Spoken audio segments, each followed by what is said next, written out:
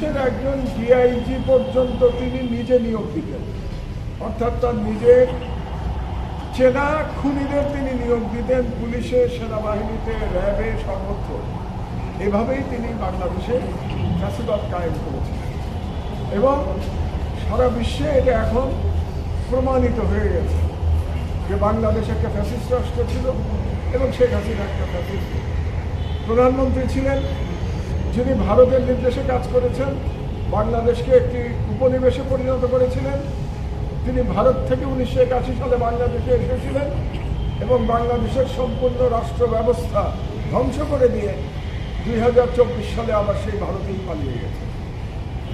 আর আমি আর একটা কথা আজকে খুব জোরের সাথে বলেছি যে মায়ের বুক খালি হয়েছে, যে পিতা সন্তান হারিয়েছেন, তারা এই ট্রাইব্যুনাল দিকে তাকিয়ে আছেন।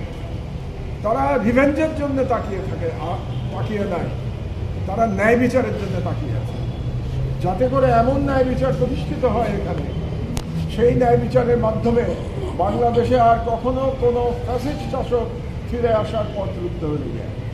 এবং আমি আমার বক্তব্যের শেষে জানিয়েছি যে বাংলাদেশের একজন সচেতন নাগরিক হিসেবে এবং একজন বর্ষিয়ান নাগরিক হিসেবে আমি ট্রাইব্যুনালকে সাহায্য করতে এসেছি, সহায়তা করতে এসেছি। 15 বছর ধরে আমি যে ফ্যাসিবাদকে দেখেছি তার বিশ্লেষণ দিয়ে আমি সহায়তা করছি ট্রাইব্যুনালকে, যাতে তারা ন্যায় বিচার করতে পারে। আমি খুব কৃতজ্ঞ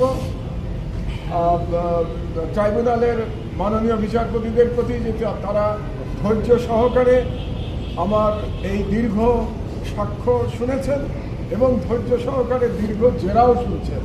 এবং আমি ডিফেন্স লয়ারকেও কনগ্রাচুলেট করছি যে তিনি খুবই প্রফেশনালিজমের সাথে তিনি আমাকে জেরা করছেন এবং তাতে আমার এই বয়সে একটু কষ্ট হচ্ছে।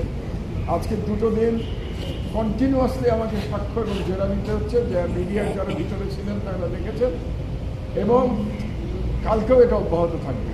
আমি ক্লান্ত হয়ে পড়ছি, কিন্তু আগেই বলেছি যে আমি ন্যায় বিচারের জন্য সহায়তা করতে চাই। কাজে আমার ব্যক্তিগত যতই কষ্ট অসুবিধা হোক না কেন, আমি অফিসে কাজও করতে পারছি না, পত্রিকা অফিসে, যে হলেও আমি মনে করছি এটা নাগরিক হিসেবে আমার কর্তব্য তাদের সব প্রশ্নের জবাব দেওয়া এবং জেরার মুখোমুখি হওয়া।